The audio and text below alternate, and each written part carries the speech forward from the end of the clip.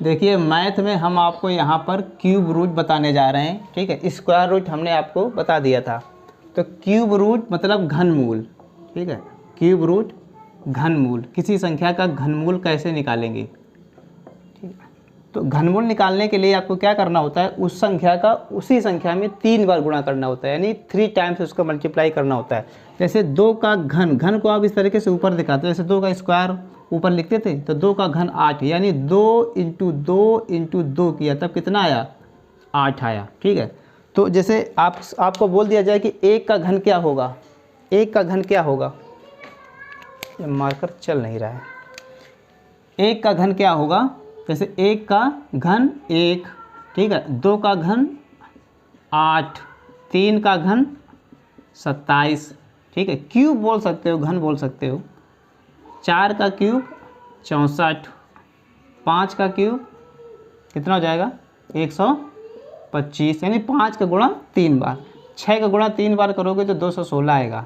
7 का गुणा 3 बार करोगे तो 343 आएगा, 343। 8 का गुणा 3 बार करोगे तो बेटा 512 आएगा, और 9 का गुणा 3 बार करोगे तो 729 आएगा, और 10 का गुणा तो आपको पता ही है, ये तो बहुत ही सिंपल है, ठीक है, 1000। 1 4 5 6 9 0 इनका क्यूब करने पर इनके इकाई के अंक में यही संख्याएं आती हैं, 1 4 5 6 9 0, ठीक है। बदलता केवल किसका है, 2 और 8 का, तो 2 का 8 हो जाता है, 8 का 2 हो जाता है, ध्यान रखिएगा। 3 का 7 हो जाता है और 7 का 3 हो जाता है। बस इतना केवल इसमें आपको याद रखना है। एक दो एग्जाम्पल लेते हैं और समझ में आएगा।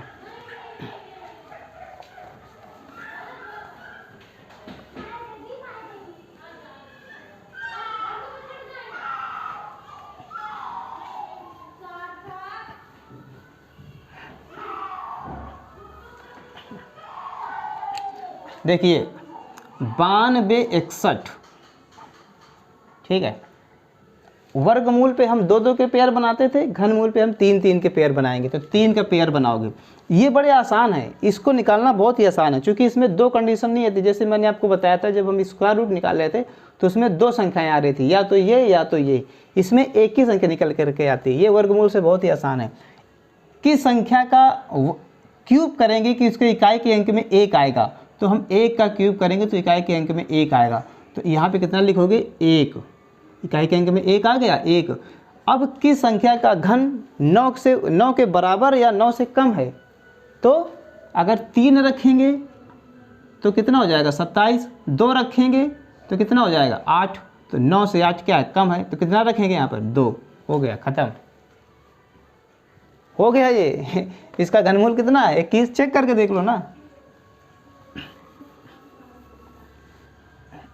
देखो 21 का गुणा 3 बार करना है, इतना ही आना चाहिए, नहीं तो गलत है। जो हमने निकाला नहीं तो ये गलत है।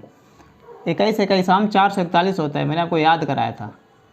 25 तक आपको इसको याद कर लेना है, ठीक है। इसके बाद 441, इसके बाद मल्टीप्लाई करेंगे 882, जोड़ दो इसको, 1 6 2 और 9, 92 61, 92 61, ठीक है। कितना हो गया। अगला एग्जाम्पल लेते हैं।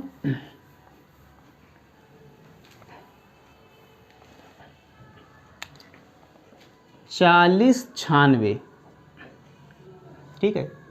3 के पेयर की संख्या का घन करेंगे कि इकाई के अंक में 6 आएगा, तो किसका करेंगे 6 का होता है 216, इकाई के अंक में 6 आता है, बस केवल एक ही कंडीशन है, तो 6 लिख दिया मैंने यहाँ पर। किस संख्या का घन 4 के बराबर या 4 से कम है, तो 1 का क्यूब लिखोगे तो कितना आ जाएगा 1, हो गया 16। 16 का गुणा 3 बार करोगे तो कितना आ जाएगा आपका 440, 40 96, ठीक है।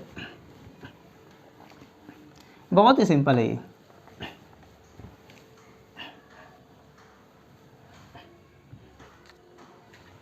बारह 1,167, देखो 3 के पेयर बनेंगे, ठीक है। किस संख्या का घन करेंगे, किस संख्या का क्यूब करेंगे कि उसके इकाई के अंक में 7 आएगा, तो ऐसी कोई संख्या कौन सी है? 3। 3 तिरका 9 तिरका 27, 3 है तो 3 लिख दिया मैंने। ठीक है, इसके बाद में इसका पेयर बनाएंगे। ठीक है, पेयर तो मैंने बना लिया था। अब क्या बचा? 12। 12 में 12 की संख्या का जो घन करेंगे कि 12 से कम आए, तो 4 का करेंगे तो 64 हो जाता है। 3 का करेंगे और कम लेते हैं, 3 का करेंगे तो 27 होता है, और कम लो। 2 का करेंगे तो 8 होता है। 1 का करेंगे तो 1 2 हो जाएगा। कितना हो जाएगा? 23 हो जाएगा। बात समझ में आई? कितना हो जाएगा? 23 हो जाएगा।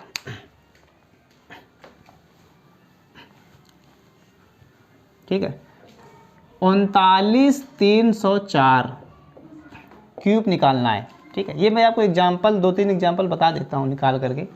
39,304 पेयर बनाओ, 3-3 के पेयर मैंने ये आपको बना करके दिखा दिया। तीसरा 3 पेयर किसके इकाई का अंक 4 आएगा घन करेंगे तो 4 का 64 होता है, तो कितना लिख देंगे यहाँ पर?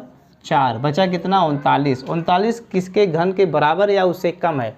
तब देखो चेक करो, 2 का लिखेंगे तो 8, 4 का 3 का लिखेंगे तो 27 और 4 का लिखेंगे तो 64 ज़्यादा हो जा रहा है, तो 3 लिख दो। 34 आ गया। कितना आ गया? 34। अब ज़्यादा समय ना लेते हुए आगे बढ़ते हैं। ठीक है, अब हेडिंग डालते हैं इकाई का अंक, इकाई अंक, इकाई अंक, यूनिट डिजिट। ठीक है, यूनिट डिजिट। किसी संख्या का इकाई का अंक कैसे निकालोगे? किसी संख्या का इकाई का अंक कैसे निकालोगे? जैसे इसमें इकाई का अंक कितना है? 6। इस संख्या में इकाई का अंक कितना है? 2। तो इकाई का अंक हम केवल क्या देखते हैं? इकाई का अंक ही देखते हैं। ठीक है, इस संख्या में इकाई का अंक कितना है? कितना है? 0। ठीक है, कितना है? 0।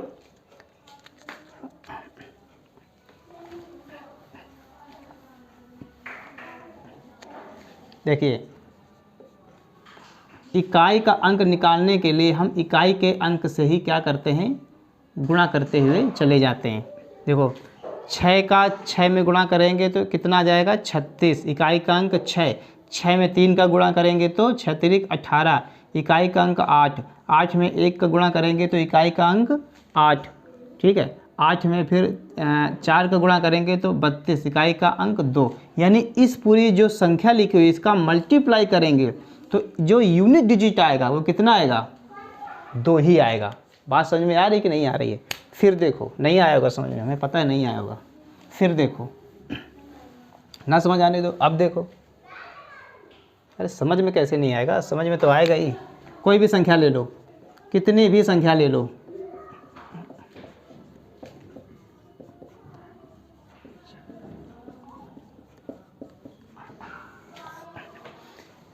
ये जो संख्या लिखी हुई है इंटू करके मैंने लिखा है, इसमें से इकाई का अंक कितना होगा? तो आपको जो मल्टीप्लाई करना है वो इकाई के अंक से ही करना है। कैसे?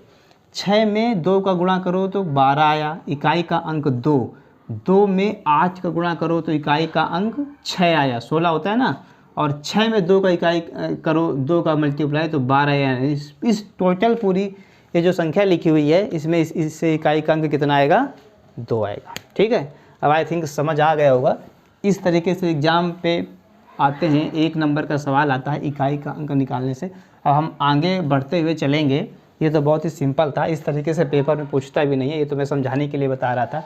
ऐसे सपोज करो प्राकृतिक संख्याएं कौन कौन सी होती है? अगर हम बोले लगातार प्राकृतिक संख्याएं अगर हम लिख देते हैं 4, 5, इनका गुणनफल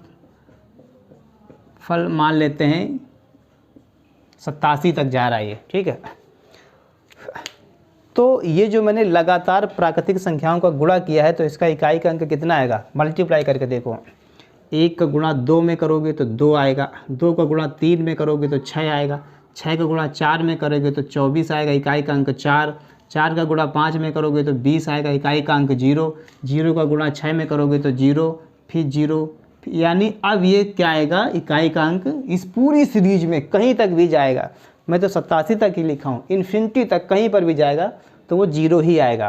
ठीक है, अब देखो अगर हम लगातार विषम जो संख्याएं होती हैं उनका अगर मल्टीप्लाई करें तो इकाई का अंक कितना आएगा?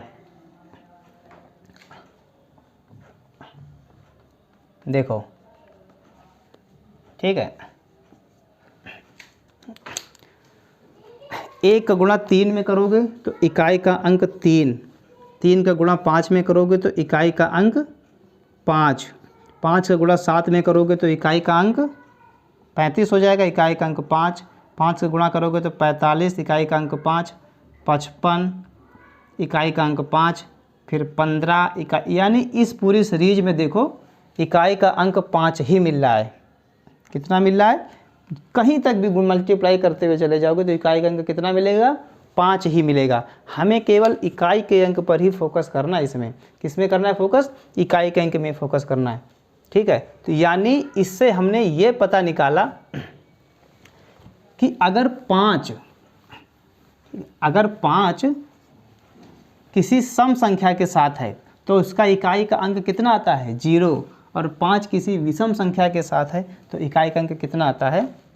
5। देखो कैसे, ये बहुत ही इंपॉर्टेंट फार्मूला है, इसको आपको याद कर लेना है। जैसे सपोज करो हमने अभाज्य संख्याएं क्या बताई थी? अभाज्य संख्याएं 2, 3, 5, 7, ठीक है, 11, इस तरीके से आपको बताते हुए मैंने मेंशन किया था। तो यहाँ पर देखो अभाज्य संख्याओं में अगर इसका मल्टीप्लाई करोगे तो कितना आएगा? 2 3 6, 6 5 30, इकाई का अंक 0, 0 से 7 में करोगे इकाई का अंक कितना आ जाएगा? ये 0, फिर 0 का, यानी इस पूरी सीरीज में 0 ही आता रहेगा। तो यानी हम ये देखते हैं कि 5, ठीक है, 5 किसी सम संख्या के साथ में, और मैंने बताया था कि 2 ही एकमात्र ऐसी अभाज्य संख्या है जो सम है, ठीक है। तो एकमात्र सम अभाज्य संख्या है, मैं बता चुका हूँ आपको, 2 एकमात्र सम अभाज्य संख्या है। तो अगर हम 5 अगर है उस सीरीज में और उसमें से कोई भी अगर एक सम संख्या है तो उसका इकाई का अंक कितना आएगा? 0 ही आएगा। ये चीज़ आप याद रखो।